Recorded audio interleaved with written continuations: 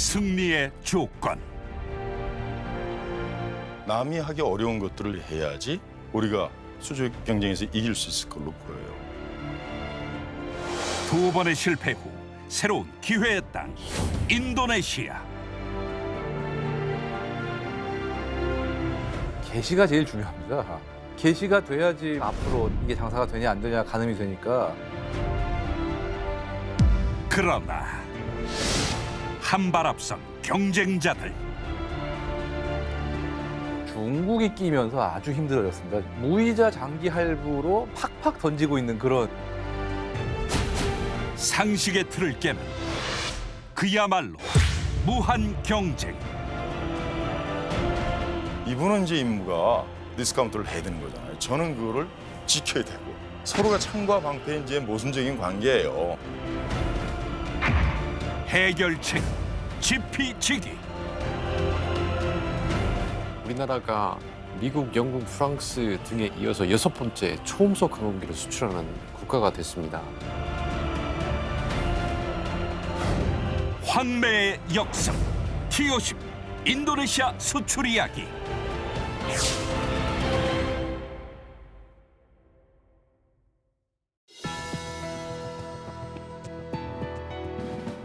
여러분 안녕하십니까? 첨단 국가의 초석, 방위산업의 남경입니다. 오늘은 지난 시간에 이어 T-50 고등훈련기 해외 수출 과정에 대해서 알아보겠습니다. 함께 하실 세 분 소개합니다. 먼저 삼성항공 시절부터 현재 카이에 이르기까지 국산 항공기 개발과 해외 수출 업무를 이끌어오신 이봉근 고문 모셨습니다. 안녕하십니까, 이봉근입니다. 역시 카이에 근무하시며 T-50 체계 개발과 해외 수출 사업 현장에서 활약해 오신 신동학 실장님 자리하셨습니다. 안녕하십니까, 신동광입니다. 마지막으로 월간 플래툰의 홍희범 편집장님 나와주셨습니다. 예, 안녕하십니까, 홍희범입니다. 네, 지난 시간에 저희가 T-50의 가격 경쟁력에 대해서 여러 가지 중요한 말씀들을 좀 나눠봤는데요. 오늘도 T-50의 경쟁력에 대한 토론으로 시작을 하겠습니다. 먼저 T-50이 수출 시장에서 앞서가기 위해서는요, 이 가격 경쟁력을 앞세우는 것이 굉장히 중요한 일이기도 하지만요. 또 하나는 이 수출 전략 차원에서 또 우리가 보완해야 될 사안들도 여러 가지가 있습니다. 이 개발사인 카이나 또 공군이 노력해야 될 사안도 있을 테고요. 또 정부 차원이나 우리 국민들 또 사회적인 시각에 있어서도 이 부분들을 바라보는 어떤 인식의 틀들을 이제 같이 좀 나눠야 될 텐데요. T-50 계열의 항공기 수출 경쟁력을 높이기 위해서 당장 우리가 어떤 점들을 좀 보완해 봐야 될까라고 하는 것을 먼저 주요 이슈로 해서 이야기 듣겠습니다. 우리 이봉근 고문님 어떠세요? 가격 경쟁력과 그다음에 그 항공기 우선 성능이라고 하는 건 너무 기본적인 사항으로 보여요. 그래서 이거는 누구나 할 수 있는 것. 그래서 이 부분은 당연히 해야 될 걸로 보이고요. 그러면 가격 경쟁력 확보를 통한 우선 항공기 성능의 고객의 인도라고 하는 거는 그건 너무 당연한 거로 보고, 그러면 나머지 어떤 분야를 저희들이 더 부각시킬 수 있는 그런 강점이 있을까라고 생각을 해보면 남이 하기 어려운 것들을 저희들이 해야지 우리가 수주 경쟁에서 이길 수 있을 걸로 보여요. 그러면은 지금 고객이 가장 필요한 것들은 무엇일까 생각을 하면은 사실 고객들은 저개발 국가는 뭔가 금융 지원 패키지가 필요할 수 있고, 그 다음에 그 저개발 국가 중에서도 산업 발전을 필요로 하는 그 정치적인 요구가 있으면은 사실 저희들이 강점이 있는 산업 발전 분야를 선별을 해서 저희들 패키지에 넣을 수 있는 거고, 그게 이제 산업협력 또는 옵셋으로 들어갈 수가 있겠죠. 또는 지난해 우리 편집께서 말씀해 주셨던 그 잉여물자, 불용물자들에 대한 그런 부분들도 있었어요. 그러면은 사실 어떤 특정 국가에서는 저희들 육군, 해군, 공군에서 사용하고 이제 퇴역을 앞둔 또는 퇴역한 그런 무기 체계들을 필요로 하는 국가들도 있어요. 그래서 그런 부분들도 적절한 때에 좋은 조건으로 해서 고객에게 인도가 될 수 있다라고 하면은 그 부분도 좋은 패키지의 하나가 될 수가 있는 걸로 보이고요. 또는 이제 군대군 협력 사업들도 있을 수 있을 거예요. 왜냐하면 우리 대한민국 군은 상당히 전 세계에서도 높은 수준의 역량을 보유하고 있단 말이죠. 규모도 그렇고 그다음에 모든 질적인 면도 그렇고요. 그래서 그런 군대군 협력도 노하우 전수라든가 이런 면에서 굉장히 좋은 패키지가 될 수가 있어요. 그다음에 또 일반 산업 분야 포함해서 어떤 인적인 교류 이런 부분들도 우리가 제한 패키지를 구성하는 데 있어서 좋은 요소가 되지 않을까 싶습니다. 그러시군요. 지금 이제 어쨌든 T50 계열의 수출을 하는 측면에 있어서 실질적으로 경쟁국이 하기 어려운 지점을 한번 살펴보자. 그 부분에 있어서의 강점을 세우게 되면은 우리가 또 하나의 어떤 전략을 세울 수가 있는데 그런 차원에 있어서 이제 옵셋 부분을 이제 많이 말씀 주셨어요. 이제 절충 교육에 관련된 부분들은 이제 중간중간 이제 나오기 때문에 뭐 추후에 더 설명을 한다 하더라도 지금 현재 전략은 뭐 그렇게 패키지로 들어갈 수 있는 부분들을 좀 더 다각적인 걸로 한번 좀 찾아보자라는 말씀으로 정리를 좀 하겠습니다. 이번엔 신동학 실장님은 예. 어떠세요? 전반적으로 다 말씀하셔서 조금 세분화해서 말씀을 드리겠습니다. 조금 더 말씀을 드리면 지금 항공기 자체 가격이나 성능 외에도 중요한 부분들을 뭐 옵셋 말씀하셨고 금융 지원, 그다음에 군대군 협력을 말씀하셨는데 그 세 가지 꼭지들에 대해서 한 가지씩 좀 자세히 말씀을 드리면 보통 이 아까 남들이 못하는 제안을 해야 된다고 하셨는데 사실 이거는 냉정하게 누가 실질적인 제안을 하느냐의 점수로 평가가 되게 돼 있습니다. 굉장히 냉정한 경쟁이 될 거고요. 그 옵셋에 대해서는 보통 세 가지 카테고리로 제안을 하게 됩니다. 첫 번째는 이 항공기를 판매함으로써 할 수 있는 직접적인 물량 이전이나 기술 이전으로 될 것이고, 두 번째는 이 항공기를 판매함으로써 부가적인 간접 옵셋입니다. 그러니까 일반적인 산업에서 국가 간의 협력을 원하는 그런 패키지가 얼마나 실질적으로 가치가 있느냐를 평가를 받게 되는 거고요. 마지막으로는 대응 구매가 되겠습니다. 역시 이것도 우리가 큰 예산을 활용함으로써 거기 반대되는 이득으로 뭔가를 대신 사주는 이런 제안을 하는 게 되겠습니다. 이렇게 큰 세 꼭지로 이루어져 있는데 그 중에 직접 옵셋 자체는 업체에서 할 수 있는 겁니다. 항공기를 판매하면서 저희가 만들 일부를 뭐 현지에서 생산을 한다거나 아니면 조종사 정비사 운영을 잘할 수 있도록 교육을 시켜준다거나 뭐 이런 저희가 직접적으로 할 수 있는 일들이지만 나머지 간접이나 대응 구매 쪽은 사실 저희 내부 역량을 좀 벗어나는 일들이고 사실 이런 부분들에 대해서 냉정하게 평가를 받아야 되기 때문에 관련된 산업 전반적인 차원에서 아주 정부의 정책적인 차원에서 좀 지원이 절실하게 필요한 차원입니다.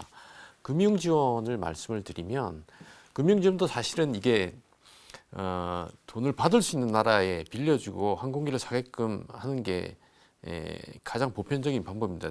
쉽게 말씀드리면 신용도에 따라서 이자율도 틀려지고 금융 지원이 되냐 안 되냐도 판단할 수 있지만 사실 항공기 판매는 말씀드렸듯이 한 나라의 무기 운영 체계를 수출하기 위한 전체 패키지가 되겠습니다. 이런 특수성을 고려해서 조금 저신용 국가에 대해서도 금융 지원을 좀 호조권을 할 수 있는, 지원 조건을 할 수 있는 좀 특별한 정책 이런 부분들도 많이 요구가 되고 있습니다. 마지막으로 군대군 협력을 조금 더 말씀을 드리면 사실 저희가 4개국 64대 항공기를 수출을 했고 대한민국 공군에서도 지금 150대 가까운 항공기가 활용 중에 있습니다. 이 아시아 국가에는 주기별로 각국 간의 연합 작전을 합니다.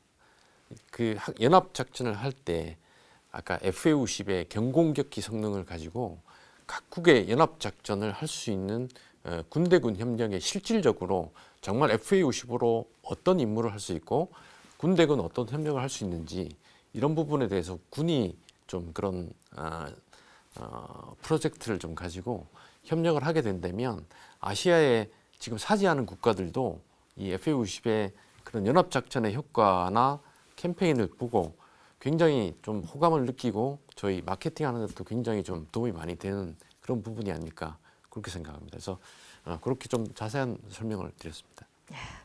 역시 이제 제가 이제 수출 경쟁력의 보완점, 보완 전략을 말씀해 달라 했더니 현장에 계신 분들답게 아주 콕 집어서 좀 이제 세 가지로 이제 말씀을 좀 주셨는데요. 우리 이번에는 이제 홍희범 편집장님은 어떤 의견 있으세요? 사실 원론적으로는 앞서 두 분 말씀하신 거하고 큰 차이는 없습니다. 예. 뭐 기체 자체의 가격을 최대한 낮춘 거는 한계가 있기 때문에 정말 다양한 방면으로 어떤 금융 지원이라든가 뭐 옵셋 패키지 지원, 뭐 대응 구매 등등 여러 가지 방법으로 최대한 상대방이 최소한의 부담과 최대한의 어떤 혜택을 보면서 무기를 사게 하겠다라는 게 필요한데 특히 이게 중요해진 게 지금 다른 거보다 중국이 끼면서 아주 힘들어졌습니다. 지금 중국 같은 경우는 워낙 지금 갖고 있는 달러가 많다 보니까 좀 과정에서 얘기하자면 무이자 장기 할부로 팍팍 던지고 있는 그런 정말 수준이거든요. 과연 이 사람들이 이 무기를 수출한 다음에 이 대금 받을 생각은 있나? 거의 그 생각이 들 정도로 막 던지고 있기 때문에 참 정부가 업체와 정말 한 몸이 돼가지고 푸시를 해도 쉽지 않은 게임이 돼가고 있어요, 사실. 다만 그래도 우리가 가능성이 있는 게 중국이 이런 식으로 정말 세게 나가는 거에 대해서 그거를 이용해서 이득을 보겠다. 그런 나라들도 있지만 동시에 이거 너무 중국이 이렇게 좋게 조건을 내미는 게 과연 받아 먹어도 되냐라는 거죠. 그러니까 너무 맛있는 떡이니까 이거 혹시 독이 들어있는 거 아니냐라고 우려하는 나라들도 있고 뭐 당장 남사군도 문제나 이런 걸로 영향력을 행사하려고 하는 부분에 있어서 동남아 국가들이 혜택도 보지만 동시에 경계심을 늦추지 않는 게 사실입니다. 그렇기 때문에 과거에 사실 이 과거 냉전 시대 역사를 보자면은 냉전 시대에는 이 동남아 국가들 상당수가 특히 인도네시아하고 말레이시아 같은 경우는 미국제 장비도 사지만 동시에 유럽제도 사고 또 소련제도 사고 이런 식으로 섞어서 구매를 했어요. 왜 그러냐면은 어느 한 세력에 정치적으로 종속되는 거를 최대한 막기 위한 측면이 있었거든요.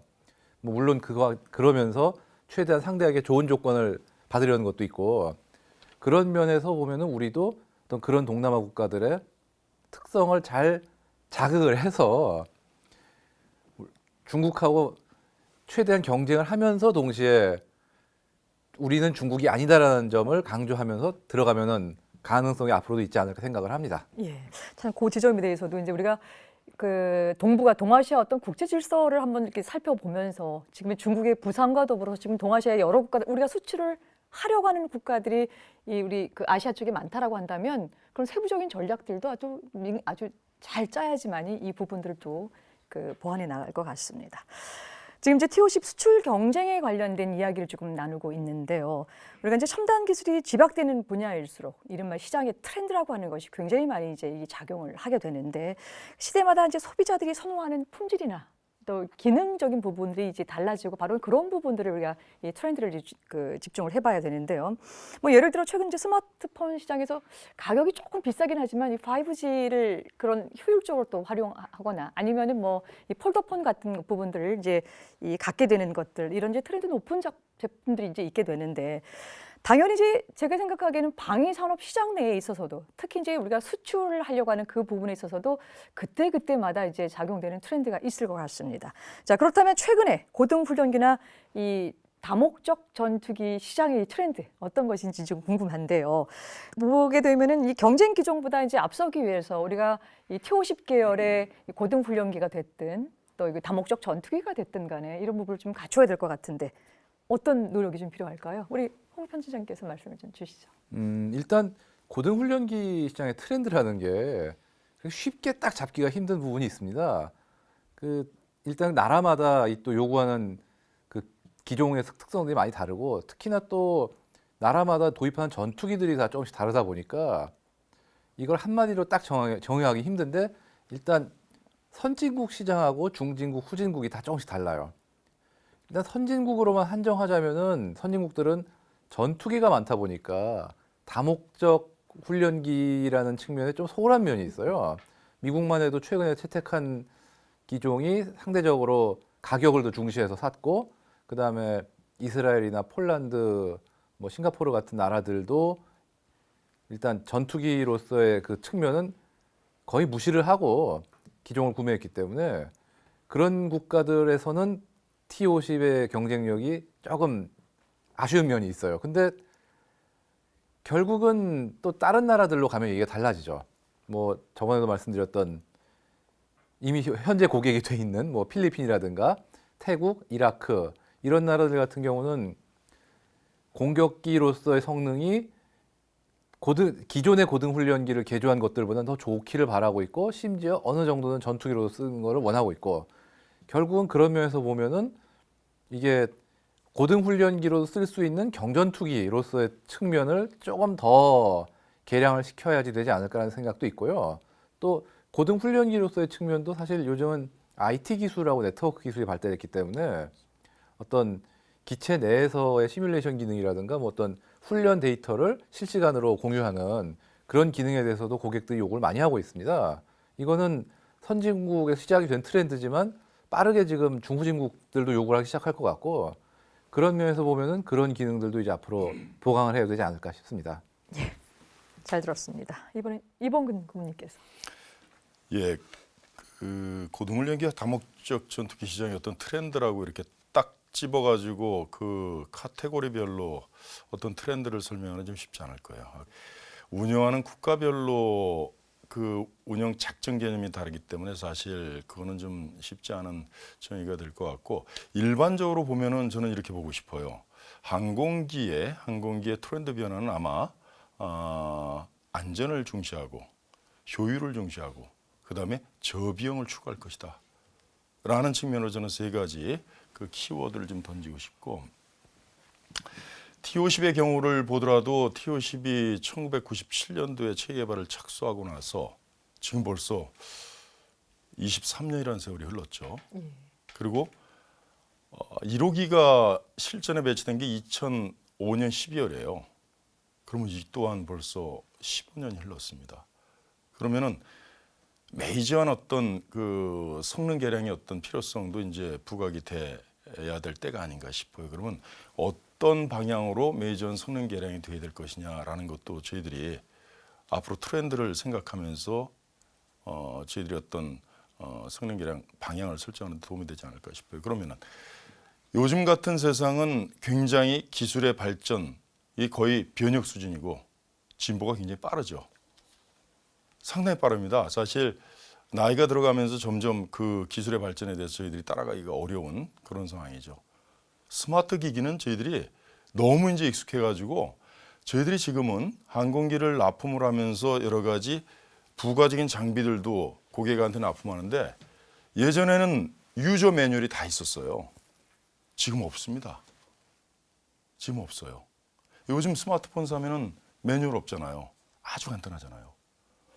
이게 이미 유저 프렌들리하게 그냥 보면은 그냥 녹아 들어가요. 그래가지고 별도의 매뉴얼 없이 사용할 수 있게끔 되어 있는 거예요.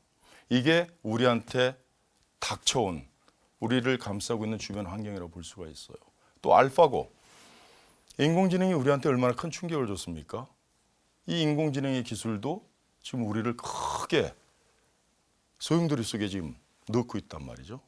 그리고 통신 체계의 변화들, 그러니까 와이파이다, 라이파이다 또는 위성 이런 것들이 기존에 우리가 생각하고 있었던 우리가 사용하고 있는 통신 체계하고 또 다른 변화를 요구를 하고 있어요. 이런 것들이 항공기가 이제 4세대에서 5세대 그다음에 그 이상의 세대로 가면서 또 다른 새로운 차원의 항공기들을 출현을 시키고 있어요. 무인기도 마찬가지고요. 이런 세상에서 우리가 살고 있으면서 우리 인간들이 자꾸 변화를 우리가 수용할 수밖에 없는 상황이고 조종사들도 말이죠. 그 요즘 젊은이들이 이제 조종사가 되지 않습니까? 그러면 조종사들 입장에서도 이전에 계기를 아날로그 방식에서 이제 디지털로 가고 지금은 이제 터치 스크린 너무 자연스럽게 계기 조작을 그렇게 할 수 있단 말이죠. 그리고 빅데이터를 활용하고 인공지능 기술을 활용을 해서 또 자율 비행 기능도 추가가 되고 안전 기능들이 또 훨씬 더 많이 강화가 되고 아까 말씀드렸던 통신 체계의 변화를 그대로 접목을 시켜가지고 항공기가 또 다른 그런 전장 환경에서도 상황 인지 능력을 훨씬 더 고급스럽게 그 다음에 신속하게 느끼면서 생존 능력을 더 확보를 할 수 있고 이런 것들이 아마 훈련기든 공격기든 전투기든 변화의 트렌드 속에서 우리가 추구해야 될 어떤 지향점이 아닌가 하는 생각이 듭니다. 결국은 이제 뭐 커다란 트렌드는 좀 말씀을 안 주셨습니다만은 그 ICT를 기반을 하는 4차 산업혁명의 그 산업의 흐름대로 이 부분도 가야 될 것 같다는 생각을 조금 전체적으로 좀 정리합니다. 말씀 잘 들었습니다. 여러분께서는 지금 첨단 국가의 초석, 방위 산업을 시청하고 계십니다. 절충 교역이란 국가 간 무역을 진행할 때 수출국이 수입국에게 반대급부로 일정한 서비스를 제공하는 교역을 말한다.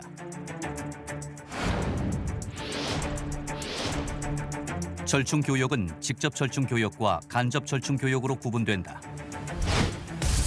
직접 절충 교역이란 구매 국가가 장비를 보다 효과적으로 운용하도록 판매국이 제공하는 부가 서비스다. 생산과 정비에 필요한 시설이나 장비를 제공하고 관련 기술을 전수하는 것은 물론 정비에 필요한 물량을 구매국 내에서 확보할 수 있는 조건을 마련해 주기도 한다. 그에 비해 간접 절충 교역은 주 교역 물품과 관련이 없는 장비나 물자, 용역 등을 수출하는 방식이다. 최근 대한민국이 진행하고 있는 3차 FX 사업의 예를 살펴보자. 우리 공군의 차기 전투기로 미국 록히드 마틴의 F-35를 구매하는 이 사업에는 총 8조 3천억 원의 예산이 투입된다. F-35와 함께 제공될 절충 교육을 통해 확보하려는 목표는 크게 두 가지다. 첫째는 도입하는 F-35의 활용도를 극대화하는 동시에 운영비를 최대한 아끼는 것이고, 둘째는 국내 항공우주 분야 기술을 한 단계 더 발전시킬 동력을 확보하는 것이다. 이를 위해 미국 록히드 마틴사와의 치열한 협상 끝에 확보한 절충 교육의 내용은 다음과 같다. 록히드 마틴은 한국 측에 60여 대의 F-35를 판매하는 대가로 F-35 전투기에 관한 기술 자료와 연간 수백 명의 기술자를 지원한다. 또한 한국이 독자적으로 운용하게 될 군사통신위성의 제작과 발사를 돕고 군용 가상훈련센터 관련 시설도 지원하기로 했다. 이 중 기술 자료와 기술 인력 지원은 직접 절충 교육에 해당하고 나머지 통신위성과 가상훈련센터 지원은 간접 절충 교육에 해당하는 것이다. 그리고 우리나라 방위산업사에서 손꼽을 만큼 성공적인 절충 교육의 결과가 바로 T-50 개발 사업이다. 1990년대 우리의 주력 전투기 도입 사업이었던 KFP 사업 당시 우리 공군은 록히드 마틴의 F-16 전투기 구매와 면허 생산의 대가로 초음속 고등훈련기 개발 기술 전수를 절충교육 카드로 활용했다. 그에 앞서 공군 훈련기의 일시적 전력 공백을 해결하기 위해 영국의 BAE 호크기를 구매할 때도 절충교육을 통해 고등훈련기 설계 기술을 배울 수 있었다.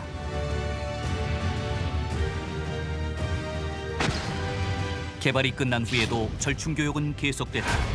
물론 이번엔 구매국이 아닌 판매국 입장이다. 첫 수출지인 인도네시아와의 협상 과정에서 우리나라는 T-50 항공기 16대와 함께 초도 수리 부속과 지원 장비, 그리고 조종사와 정비사 교육 훈련 등도 함께 제공했다.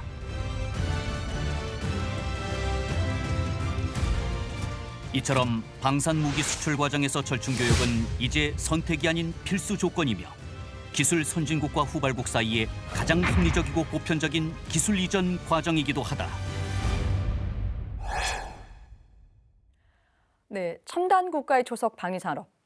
오늘은 T-50 고등훈련기의 수출 경쟁력에 대해서 이야기 나누고 있습니다. 자, 지금부터는 T-50의 실제 수출 사례를 한 국가씩 꼼꼼하게 좀 살펴볼 텐데요. 2013년 9월부터 이 수출형 모델인 T-50I가 인도네시아에 납품되었고요. 이를 통해서 우리 한국은 세계에서 6번째 초음속 항공기 수출국의 이제 반열에 이제 오르게 됐습니다. 그 T-50 수출 경쟁력 물론이고요. 이것 때문에 국가 전체의 위상이 새로운 차원으로 올라설 만큼 굉장히 큰 성과를 이뤘습니다. 자, 그 과정과 이면의 이야기들 차근차근 살펴보겠습니다. 편집장님. 예. 인도네시아가 신형 고등훈련기를 도입하게 된 이런 배경, 또 추진의 과정들을 좀 간략하게 설명을 좀 해주시죠. 예, 인도네시아는 원래 영국제 호크 53 그 훈련기를 사용하고 있었는데요. 인도네시아도 대표적으로 훈련기를 공격기로도 활용하는 그런 나라였습니다. 그렇기 때문에 이 후계자도 역시 공격기로 활용하기를 바랬는데 인도네시아 같은 경우는 우리에게 의미가 특별한 게 원래부터 방산 분야의 협력이 꽤 오랫동안 진행된 나라입니다. 우리나라가 초기부터, 그러니까 우리나라 방산 수출 초기부터 인도네시아에는 수출을 꽤 했고요. 뭐 국산 총기라든가 국산 차량, 뭐 기타 트럭 여러 가지가 수출이 돼서 우리나라는 반대로 인도네시아제 CN235 수송기도 수입을 한 적이 있고요. 그러니까 즉 방산 분야의 그 교류로는 굉장히 관계가 깊은 나라이기 때문에 그렇기 때문에 T-50도 굉장히 유력한 어떤 후보로 고려가 된 것 같고요. 그 과정에서 굉장히 정말 협상 과정이 아마 제가 정확히 아는 건 아니지만 실무에 있던 분들은 굉장히 고생을 하셨다고 들었어요, 사실. 뭐 어쨌든 그런 뭐 인연이 계기가 돼서 T-50이 인도네시아 수출이 됐고 대신 우리나라도 몇 대인가의 CN235 수송기를 추가로 그 대응 구매를 한 걸로 알고 있습니다. 그리고 또 산업적으로도 그동안의 어떤 방위산업 차원에서 협력이 많았기 때문에 뭐 대응 구매라든가 뭐 수송기도 있었고 뭐 기술 이전 기타 여러 가지 면에서 협력을 많이 약속을 했고요, 인도네시아에. 그래서 어떤 수출이 성사된 걸로 알고 있습니다. 그렇군요. 어떤 국가보다도 인도네시아는 그래도 비교적 또 관계가 조금 이제 그렇게 나쁘지 않은 상태였다라고 하는 걸로 그 기반을 좀 삼아 보고요. 실장님. 그럼 이제 T-50은 인도네시아 성공 이전에 이 아랍에미리트와 이제 싱가포르 이 고등훈련기 수주에서 그 경쟁에서 패배를 하고 굉장히 좀 어려운 상태에 있었었는데요. 아마 이제 그 어느 때보다도 심기일전으로 최선을 다했던 것이 바로 이제 이 부분일 텐데 당시 인도네시아 고등훈련기 수주 경쟁이 또 얼마나 또 치열했고 또 그 과정에서 우리는 어떤 준비를 해가지고 들어갔는지 말씀 주시죠. 예, 우연히도 비슷한 시기에 UAE와 싱가포르 그리고 조금 늦긴 했지만 거의 비슷한 시기로 인도네시아가 시작이 됐습니다. 근데 UAE와 싱가포르는 또 미국인 락히드 마틴과 팀을 이뤄서 같이 했던 사업이었고 인도네시아는 카이 독자적으로 마케팅을 수행한 사업이기도 했습니다. 그 2010년에 그 인도네시아 공군 총장이 호크 53 구형 항공기를 교체한다는 발표를 했고요. 저희가 그 소식을 듣고 바로 팀을 꾸려서 인도네시아에 들어가서 좀 더 세부적인 조건과 여러 가지를 따져봤고 2010년 5월에 제안서를 제출을 했습니다. 그렇게 해서 여러 가지 입찰 과정을 거치게 되는데 처음에 7개 경쟁기가 들어왔었고 그 과정을 거치면서 3개로 압축이 되는 그런 상황이었습니다. 러시아의 야크 130, 체코의 159, 그리고 한국의 T-50I 이렇게 3개 국가가 숏리스트로 선정이 됐고요. 그때 상황에서 판단을 해볼 때 아쉽게도 러시아의 야크 130이 1등을 차지하고 있었고 저희가 2등을 차지하는 상황이었습니다. 상황을 역전을 시켜야 되는 상황이었고 굉장히 어려운 과정을 겪었습니다. 그래서 업체 자체로는 상당히 무리가 있을 거라고 판단해서 정부의 전폭적인 지원을 좀 요청을 드렸고 인도네시아 주 인니 한국 대사관에서는 이 T-50 수주를 위한 TF까지 구성을 해서 아주 실질적이고 전폭적인 지원을 해서 업체와 정부가 환상적인 호흡을 맞추면서 같은 팀으로 역전을 결국 시키게 되게 됐습니다. 업체는 업체 나름대로 인니 공군이 요구하는 요구도 가격, 성능, 납기를 다 만족을 시키기 위해서 백방으로 뛰어다니면서 노력을 했고 정부 차원에서는 정말 각 국이 원하는 사항들이 뭔가를 정확하게 파악해서 한국 정부는 아주 시기적절하게 제안을 해줬고 그런 부분들이 유효하게 다 평가를 받았기 때문에 결국 그렇게 됐고요. 가장 큰 요인이라고 보면 인도네시아는 우리 기본훈련기인 KT-1을 처음으로 사준 국가입니다. 그래서 기본훈련 과정을 KT-1을 가지고 하고 있었고 저희 한국 공군도 기본훈련 과정을 KT-1으로 하고 있습니다. 그리고 고등훈련 과정을 T-50으로 가는데 그 롤 모델이 그 검증된 훈련 효과에 대한 롤 모델이 인도네시아 공군한테는 굉장히 크게 평가를 받았습니다. 우리도 한국 공군처럼 한번 해보자. 게 굉장히 큰 평가를 받게 돼서 그 부분이 굉장히 주요하게 작용이 되고 또 전폭적인 정부 간의 협조 하에서 결국 그 역전을 시키는 그런 상황이 됐습니다. 그러셨군요. 이 고모님. 네, 지금 말씀 이제 듣다 보니까 이제 굉장히 또 이제 그 치열한 과정을 거쳐서 이제 따게 되는데요. 그 좀 더 수주 과정을 좀 자세하게 지금 이제 듣고 싶거든요. 이제 당시 경쟁에 참여했던 기종이 여러 개 중에서 어쨌든 지금 그 야크 130 러시아계 지금 1위에 있었었고 이제 후발로 우리가 T-50이 이제 그 조금 뒤에 밀렸었었는데요. 그렇게 불리한 상황을 어떻게 극적으로 역전을 하게 되고 그 야크 130을 이 T-50이 어떻게 극복해 나갔는지 과정을 좀 상세하게 좀 듣고 싶습니다. 예, 2010년도 5월에 이제 제안서 제출하면서 그 인도네시아 획득 절차에서는 프리퀄리피케이션이라고 하는 절차가 있어요. 그래가지고 다른 나라하고 좀 달리 제안서 제출 현장에서 바로 공개를 해요. 굉장히 떨립니다, 그거. 제안서를 60일 만에 가지고 왔어요. 60일 만에. 그래가지고 5개 회사가 기다리고 있는 겁니다. 그러고서 이제 제출을 하나씩 하게 되죠. 한참 시간이 흘러요. 한 2시간 정도 흐른 다음에 자기네들 자체 평가 결과가 딱 나옵니다. 이태리 아웃, 중국 아웃, 고객의 요구도 미충족. 우린 사는 거예요, 그러면은. 그래 야크 130, T-50, L159 3개 기종이 살아남은 겁니다. 그때 일단 환호성을 지르긴 질렀어요. 그런데 시간이 지나서 이렇게 보니까 우리가 2위인 거예요. 그래서 2010년 5월 달에 제안서 제출하면서 프리퀄리피케이션에서 통과는 됐으나 수주를 위해서는 아직도 갈 길이 멀다. 이게 2위가 1위 자리로 바뀐 게 언제냐면은 우선 협상 대상자 통보받은 게 2011년 4월이었습니다. 그러면 한 1년 동안 우리가 할 수 있는 일은 다 했어요. 후회 남지 않을 정도로. 아까 우리 신 실장이 이제 100방으로 노력을 했다고 그러는데 그 100방이라는 노력이 100방, 1000방, 만방이 될 정도로 정말로 할 수 있는 건 다 했습니다. 왜? 저희들한테 소명 의식이 있었어요. T-50의 초도 수출이라고 하는. 그리고 초음속 항공기 6번째 수출 대상국 반열에 오르고 싶었어요. 그게 저희들의 소원이었고 오늘 이 프로그램도 첨단 국가의 초석 방위산업 아니겠습니까? 물론 그 당시 이 프로그램은 없었지만 저희들도 그런 어떤 사명감을 갖고 뛰었다라고 자부를 할 수가 있겠습니다. 그래서 2010년 5월 이후에 저희들이 아까 신동학 실장 얘기한 것처럼 주한인리 대사관에서 대사님 주관으로 해서 저희들이 TF를 만들었습니다. 과연 어떻게 이 상황을 타개를 하고 우리가 수출에 성공할 것인가. 그래서 전략을 다시 짰어요. 그 전략 수립하고 전략이 한 번 수립했다고 해서 그 전략이 끝까지 가는 건 아니잖아요. 상황 변화에 따라서 계속 또 이제 변화를 시켜야죠.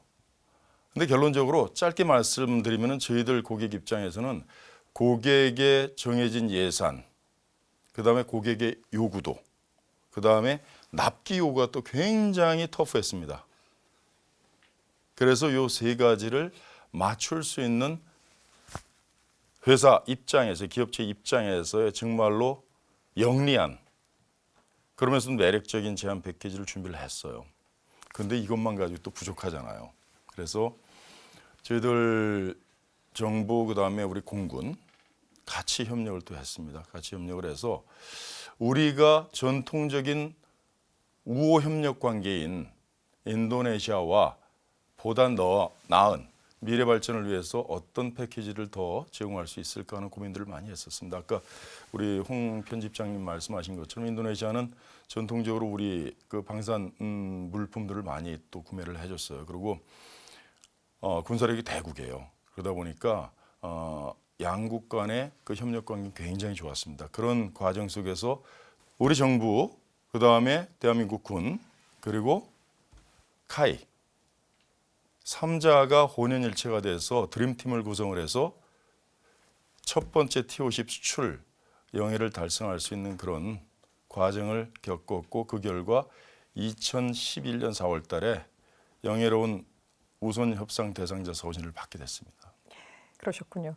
제가 시간을 더 드렸으면 아마 이걸 다 끝나는 시간까지도 이 치열한 과정을 말씀을 좀 해주셨을 텐데요. 좀 아쉽긴 하지만 좀 정리하겠습니다. 실장님, 이제 우리에게 이제 역사적인 첫 고등훈련기의 첫 수출하는 관리였기 때문에 인도네시아가 상대적으로 굉장히 또 중요한 지점이 됐고 예. 또 그렇기 때문에 이제 어떻게 주 내용으로 어떤 내용을 중심으로 해서 계약이 이루어졌는지 궁금한데 어떻게 이루어졌습니까? 4억 불이라는 규모의 16대 TO10이 들어가는 건 굉장히 쉽지 않은 일입니다. 그래서 여러 가지 고민들을 많이 해서 어떻게 패키지를 구성해서 그 예산에 맞출 건가. 또 인도네시아는 KT1을 처음으로 사준 고객이고 이번 기회를 활용해서 TO10을 처음으로 사주는 해외 고객이 될 건데 어느 정도의 또 베네핏은 제공은 해야 되겠다. 이렇게 해서 패키지를 구성을 했습니다. 그래서 4억 불에 요구한 항공기 16대가 다 들어갔고요.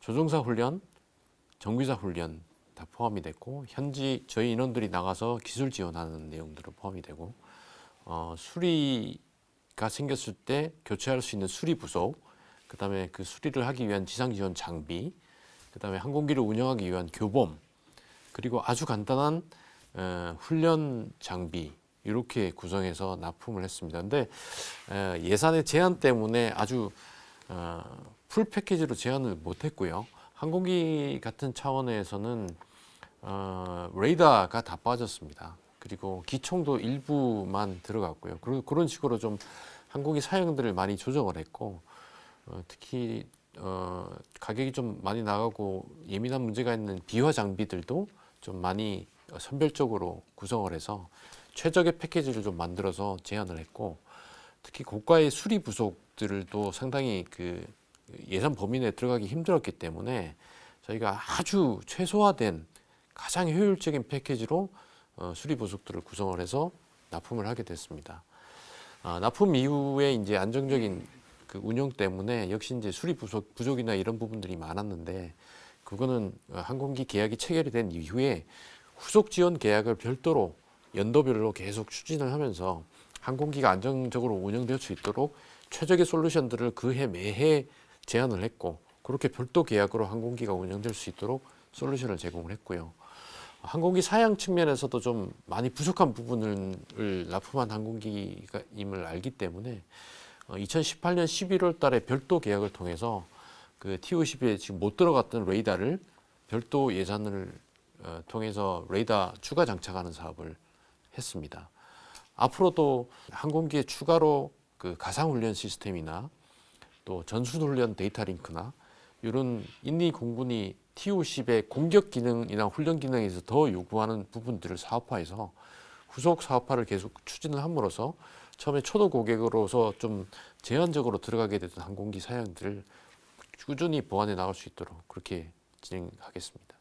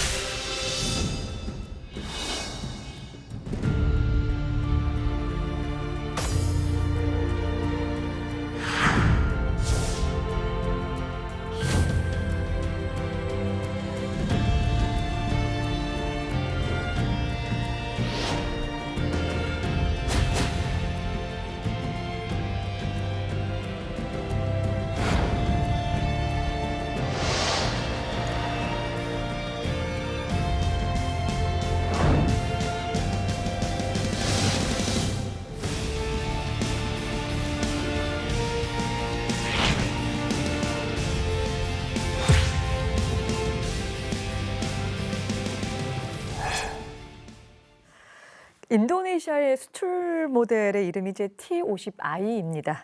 그러니까 수출 항공기는 이 고객 요구에 따라서 이제 세부 기능이 이제 정해지게 되는데요. 고모님, 이제 인도네시아 수출된 T50I 어떤 특징을 갖고 있고 지금 현지에서 어떻게 운영되는지 궁금합니다.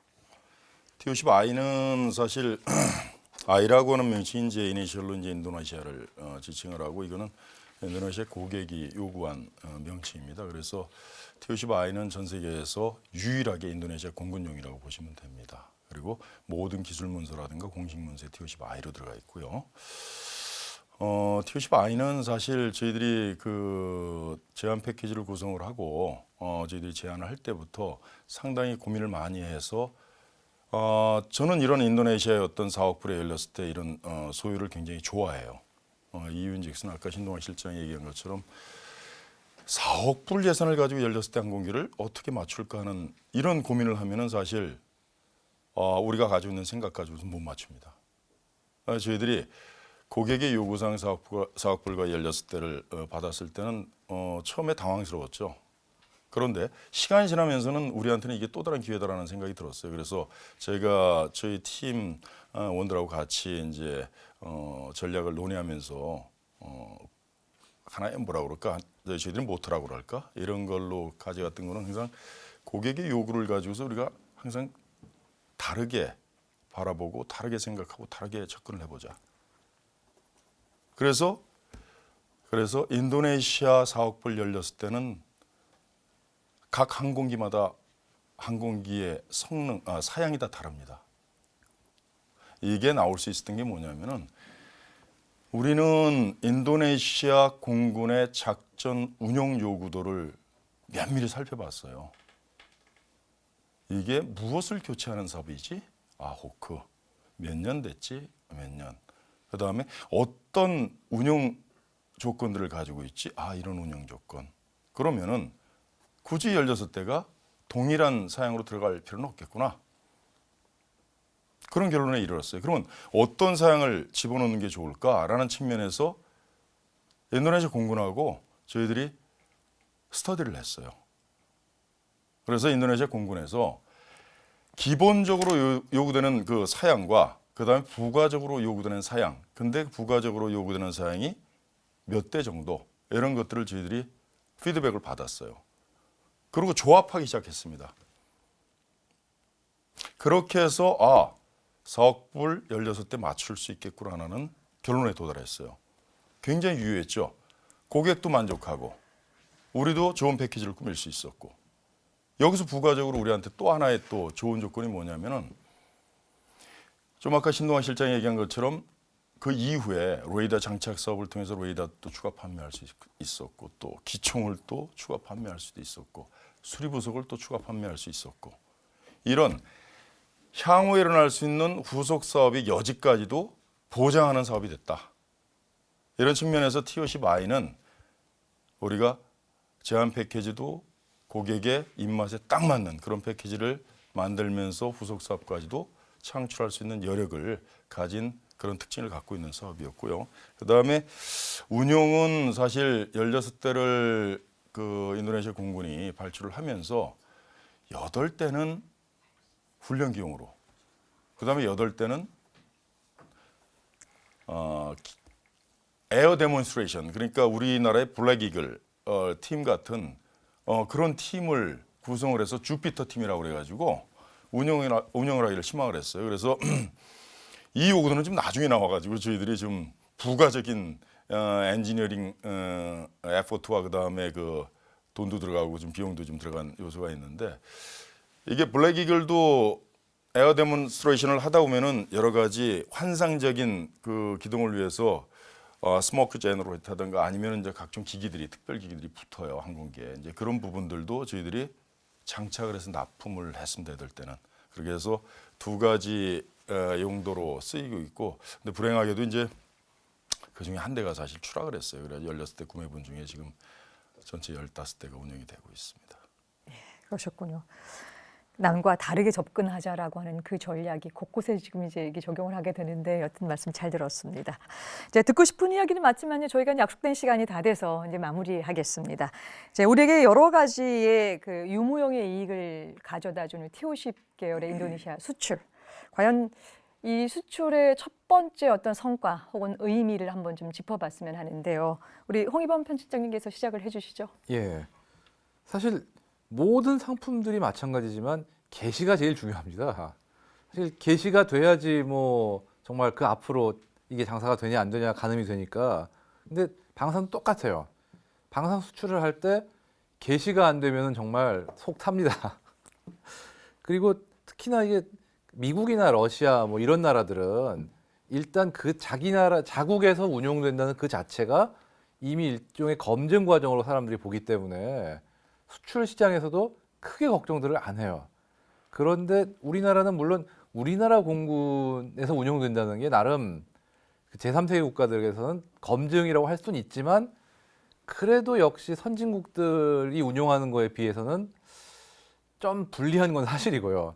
그래서 처음에 싱가포르라든가 뭐 아랍에미레이트 같은 다른 나라들의 수출을 할 때도 굉장히 노력을 했는데도 결국 고배를 마셨을 때 굉장히 실망들을 했었고요, 사실은. 그런 의미에서 보면 인도네시아는 어떤 그 뒤에 수출에 대한 마중물 같은 역할을 한 셈인데요. 특히나 인도네시아 같은 경우는 나름 예전부터 제3세계 국가들 사이에서는 일종의 바로미터 같은 그런 국가기도 합니다. 그 워낙 여러 나라 체계를 쓰기도 하지만 제3세계 국가치고는 꽤 그 검증 체계라든가 이런 게 까다로운 편이에요. 그렇기 때문에 인도네시아 수출이 성사되면은 그 뒤에 다른 그 비슷한 국가들한테 수출될 가능성이 높아지겠구나라고 기대할 수 있고요. 그런 면에서 굉장히 좋은 개시 케이스였다라고 생각할 수 있습니다. 예, 말씀 잘 들었습니다. 이번에 우리 신동학 실장님께서 TOC 바이를 인도네시아에 수출함으로써 우리나라가 미국, 영국, 프랑스 등에 이어서 6번째 초음속 항공기를 수출하는 국가가 됐습니다.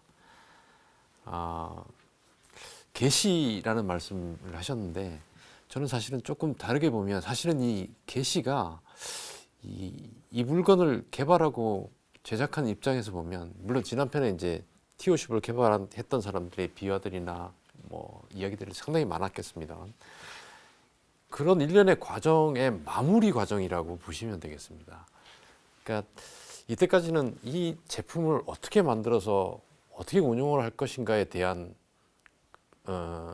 목적만 가지고 그 과정을 거쳐왔다면 수출이라는 과정을 통해서 그게 실제로 돈이라는 숫자로 표현이 되고 또 여러 경쟁기로부터 평가를 받는 입장이기 때문에 저희가 쉽게 얘기해서 한 바퀴 돈다 그러는데 개발만 하고 제품을 제작만 하고 하면 이 제품이 어느 위치에 있고 어떤 가치를 가지는지 모르겠지만 판매를 시작함으로써 정말 제품으로서의 가치를 가지게 되는 그런 입장이 되는 거고요.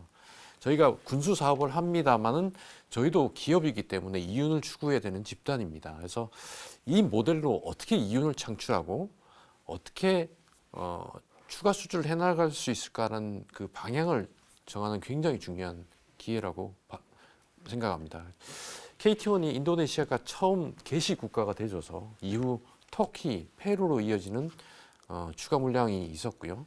TO10 역시 마찬가지로 인도네시아가 필두로 해서 필리핀, 이라크, 태국 이렇게 연결되는 큰 고리가 형성되게 돼서 그 수출의 의미가 가지는 의미가 굉장히 크다고 보겠습니다. 예. 마지막으로 우리 이봉근 고문님께서 예.